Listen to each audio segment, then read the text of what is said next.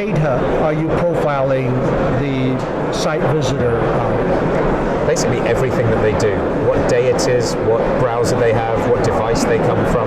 But in particular, we don't believe people go into a site knowing what they want. They go into a site and start making trade-offs. And as soon as they start comparing products, we start to infer what that means. So if someone looks at hotels which all have a certain bias, we will infer from that they're biased towards a pool or a family-friendly hotel or whatever. And we've profiled hundreds of thousands of hotels and about 700 million users going through the various client systems, and that allows us to make basically mathematical models about how people are going to perform or behave on a site. And from that, and from about 1,700 different data sources on the site, we make inferences about what they're going to do. And I can see the benefit of this, predictive matrixing. So in travel, what kind of travel companies are adopting this solution?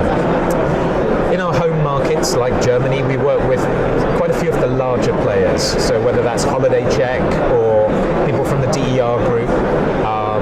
In car hire, our biggest client's Europcar. We've just been majority acquired by the Emirates Donata Group. So we are working with a number of their businesses like Travel Republic in the UK. If we start work on an airline, I think it's going to be Emirates. But we work with a lot of large players in quite a few markets. So I think we have about 35 implementations so far in 16 different markets with 15 different clients. So you have tour operators, you have car rental companies, and online work travel with anybody. agents. Yeah. Yes. The more the seller of travel, the more product choices there are, the more beneficial. Exactly. So if you have 400 hotels that look the same, you don't need much personalization. The more varied the product, so tours versus Disneyland versus club holidays versus other things, then recommendations are interesting. So we are, for example, just about to start work with a villa company with a lot of villas, and those are very diverse and very different, and finding the right product is not so easy. So we will surface those hidden gems.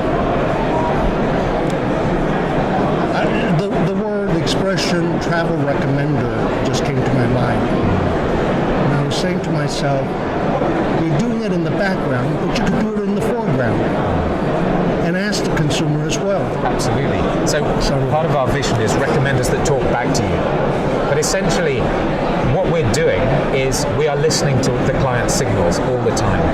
And we inject in real time things that are reflecting their preferences, and we change things in real time in their session. And if you don't conclude a transaction, how can you follow up? So there are various ways. So some people take 6 to 8 weeks to make a booking. So the next time they come back, we know something about them, and we can already alter the site for them. But if they're about to leave, we could offer an interaction with the call center and then tell the call center what this person's likely to buy. We could trigger a chat. We could trigger an exit voucher. We could trigger a queue into a mailing. An alert. All sorts of things. And we can trigger all sorts of alerts. So because we're modeling the behavior of all the customers in a website, if, for example, the sales aren't good enough on a Monday of what you'd expect in Turkey, we can alert you that you're not conforming to the model that we would have expected. And I presume that those transactional data of millions of consumers, it's going to vary depending on nationality. And even then, if you're talking Germans, northern Germans are different than southern Germans, and Even age group. Even car hire, for example, people who fly into Frankfurt want different cars from people who fly into Hanover, who want different cars from people who fly into Bremen. And if they come from Germany, they look for a very different car list from if they come from France. And a Monday is different to a Wednesday, and a Thursday is different to a Sunday. And you can't possibly handle those kind of changes with business rules. And for those OTAs or travel suppliers who have a whole lot of saved profile, or are, like we hear, LinkedIn to LinkedIn and Facebook and anybody else, doesn't that just totally augments your capabilities?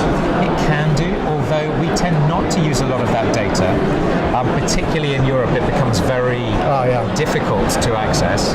And so we're really making use of very complex algorithms which allow us to understand what someone wants before they do.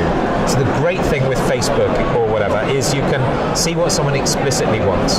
The nice thing with our signals is we can see the hidden signals and we can infer what they want. So in some ways it's quite complementary to that, but what we see is a lot of the people who've relied on Facebook data are having to find a different business model because that's no longer quite so easy. Is your solution, how turnkey or not turnkey is your solution?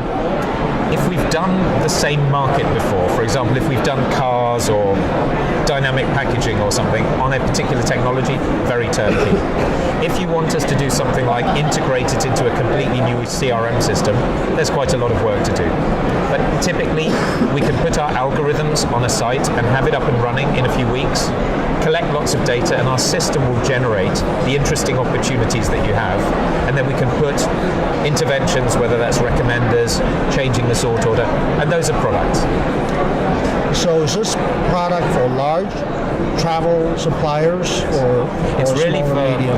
People who have more than 100,000 users a month on their sites. Excellent. Thank you so much, Andy. It's a pleasure.